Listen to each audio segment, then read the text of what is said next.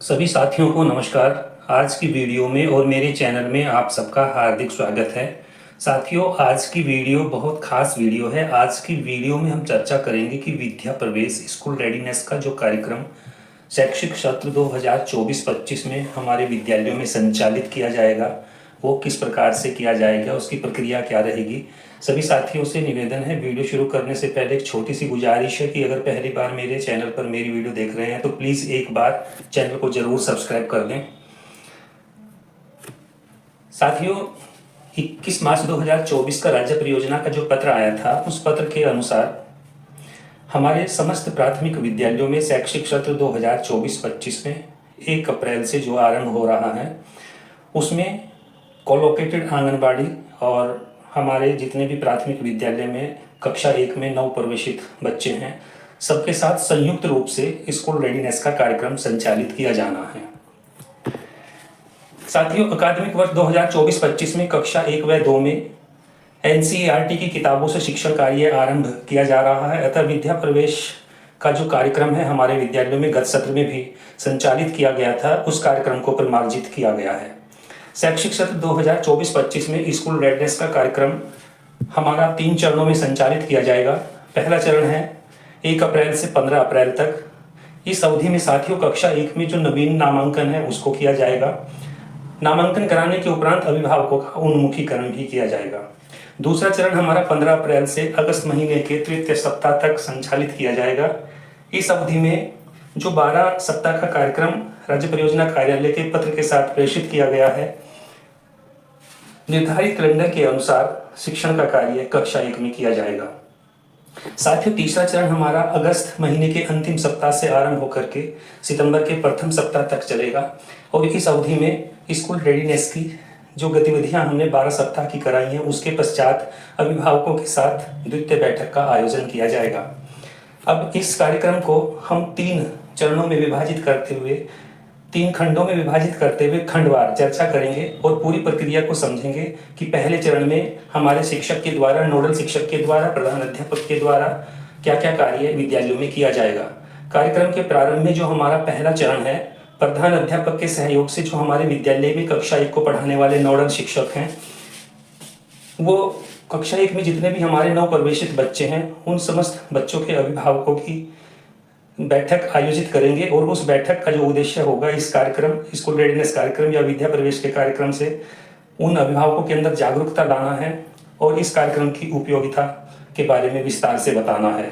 कार्यक्रम की महत्ता को बताते हुए अभिभावकों को बच्चों को प्रतिदिन विद्यालय भेजने के लिए हमें प्रेरित करना है। साथ ही प्रतिदिन विद्यालय में कराई जाने वाली गतिविधियों के बारे में घर में बच्चों से बातचीत करते रहें और उन्हें ये भी कहना है कि प्रतिदिन कराई जाने वाली जो भी गतिविधि विद्यालय में कराई जाती हैं उस पर बातचीत करें बच्चों के साथ। उक्त बैठक में शिशु मित्रों के रूप में हमें कुछ गणमान्य व्यक्तियों को भी चयनित करना है और उन्हें भी इस बैठक में बुलाना है। शिशु मित्रों को चयनित करने के लिए पत्र में बिल्कुल स्पष्ट रूप से लिखा है कि हमारे उसी गांव के कुछ गणमान्य व्यक्ति हो सकते हैं, कुछ ऐसे हमारे सेवानिवृत्त शिक्षक हो सकते हैं, कुछ ऐसे नवयुवक, शिक्षित नवयुवक भी हो सकते हैं जो इस जन जागरूकता के लिए बढ़ चढ़कर काम करने के लिए लालायित हों।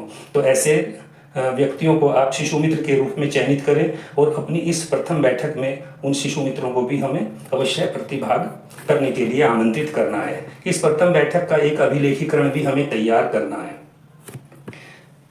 साथियों, कार्यक्रम का जो दूसरा चरण है वो हमारा कार्यक्रम के दौरान जब हम 15 अप्रैल से लेकर के शुरू करेंगे तो बच्चों का संज्ञानात्मक संबंधी निर्धारित संकेतकों के आधार पर सर्वप्रथम हमें प्रथम आकलन करना है। आकलन के पश्चात सप्ताहवार जो निर्धारित कैलेंडर विभाग ने हमें प्रेषित किया है, उसके अनुसार हमें प्रतिदिन की गतिविधियां बच्चों के साथ आयोजित करानी है। प्रतिदिन कराई जाने वाली गतिविधियों की एक बच्चे की जो पोर्टफोलियो हम तैयार करेंगे, उसमें व्यक्तिगत पोर्टफोलियो में बच्चे की उन गतिविधियों का, उस बच्चे के द्वारा किए गए जितने भी सृजनात्मक कार्य गतिविधियां कराई जा रही हैं, उनका संकलन बच्चे की पोर्टफोलियो में करते रहेंगे। जो पहला आकलन हमने किया है वो आकलन शीट भी बच्चे की उस पोर्टफोलियो के साथ हमें लगा करके सुरक्षित रखनी है। जब हमारे 12 सप्ताह कंप्लीट हो जाएंगे तो कार्यक्रम की समाप्ति पर हमारा तीसरा चरण आरंभ होगा। इस तीसरे चरण के लिए जो निर्धारित संकेतकों के आधार पर बच्चे का हमने पहला आकलन किया था, उन्हीं संकेतकों के आधार पर बच्चे का दूसरा आकलन हमें करना है। साथियों, आकलन करने के लिए पत्र में बिल्कुल स्पष्ट रूप से लिखा है कि जब भी हम आकलन की प्रक्रिया करें, चाहे वो प्रथम आकलन बच्चे का कर रहे हों या कार्यक्रम की समाप्ति पर 12 सप्ताह पूरे होने के बाद दूसरा आकलन कर रहे हों, तो बिल्कुल नॉर्मल प्रोसेस से हमें आकलन करना है। बच्चे को किसी भी सूरत में हमें ये आभास नहीं होने देना है कि आज उसकी परीक्षा या आकलन किया जा रहा है। 12 सप्ताह की गतिविधियों की समाप्ति पर कक्षा 1 के समस्त अभिभावकों की दूसरी बैठक का आयोजन किया जाएगा। उक्त बैठक में जिन चयनित शिशु मित्रों को हमने पहले आमंत्रित किया था, उन समस्त शिशु मित्रों को भी आमंत्रित किया जाएगा। शिशु मित्रों का मुख्य उद्देश्य अभिभावकों को जन जागृति करने के लिए रखा गया है। उनका मुख्य उद्देश्य रखने का अभिभावकों को जागृत करना है। बच्चों द्वारा सीखी गई गतिविधियों का प्रदर्शन अभिभावकों के सम्मुख कराया जाएगा और बच्चों की जो पोर्टफोलियो उनके 12 सप्ताह के कैलेंडर के हिसाब से गतिविधियां कराते समय जिन भी गतिविधियों का जो भी बच्चे के सृजनात्मक कार्य उनका जो संकलन पोर्टफोलियो में किया गया है, वो पोर्टफोलियो बच्चे के अभिभावकों के साथ साझा की जाएगी, उनको दिखाई जाएगी। अभिभावकों के सम्मुख बच्चों से कविता पाठ या कहानी सुनाना, रोल प्ले आदि कौशलों का प्रदर्शन भी उक्त बैठक में कराया जाएगा। उक्त बैठक को उत्सव के रूप में आयोजन कराया जाएगा और इस बैठक का भी प्रथम बैठक की तरह अभिलेखीकरण भी किया जाएगा। साथियों, इस कार्यक्रम के सफल संचालन के लिए हमारे इस जनपद लेवल से लेकर के हमारे जितने भी अधिकारी हैं या जितने भी शिक्षा जगत से जुड़े हुए अपने अपने दायित्वों का निर्वहन कर रहे हैं, सबकी जिम्मेदारी भी निर्धारित की गई है। इसमें मैं केवल यहाँ पर नोडल शिक्षक के दायित्व और आंगनबाड़ी के दायित्व के बारे में क्या क्या निर्धारित किया गया है उस पर भी चर्चा करूंगा। नोडल शिक्षक के जो दायित्व हैं, दीक्षा पोर्टल पर इस कार्यक्रम को सफल संचालन हेतु 3 कोर्स अपलोड किए गए हैं। पहला जो कोर्स है नोडल शिक्षक के साथ साथ प्रधान अध्यापक, नोडल शिक्षक संकुल, ARPs सबके लिए अनिवार्य है और इस कोर्स को करने की जो एक अवधि है वो 5 अप्रैल तक है। तीनों कोर्स हमें 15 अप्रैल तक अनिवार्य रूप से कंप्लीट करते हुए सर्टिफिकेट प्राप्त करना है। 12 सप्ताह की गतिविधियां निर्धारित कैलेंडर के अनुसार पूर्ण कराना भी दायित्व नोडल शिक्षक का है।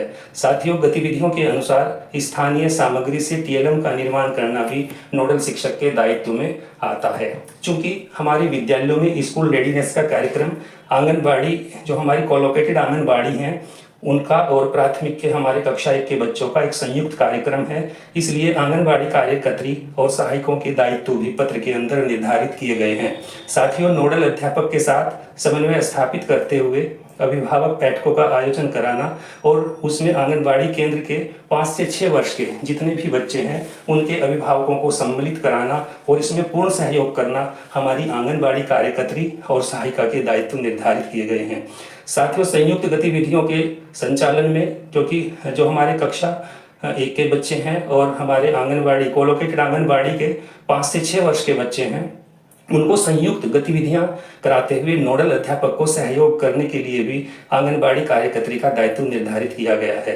प्रधान अध्यापक और नोडल शिक्षक के साथ नियमित संपर्क बनाए रखेंगी और जब आंगनबाड़ी का ECCE दिवस पर कार्यक्रम होता है तो उस कार्यक्रम में प्रधान अध्यापक और नोडल शिक्षक को भी वो आमंत्रित करेंगी। नोडल शिक्षक के साथ समन्वय स्थापित करते हुए कक्षा 1 और आंगनबाड़ी केंद्र के 5 से 6 आयु के जितने भी बच्चे हैं उनके लिए संयुक्त गतिविधियों का आयोजन भी आंगनबाड़ी मिलकर के कराएंगी।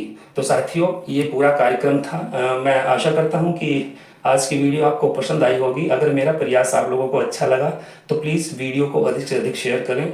आज की वीडियो में बने रहने के लिए धन्यवाद।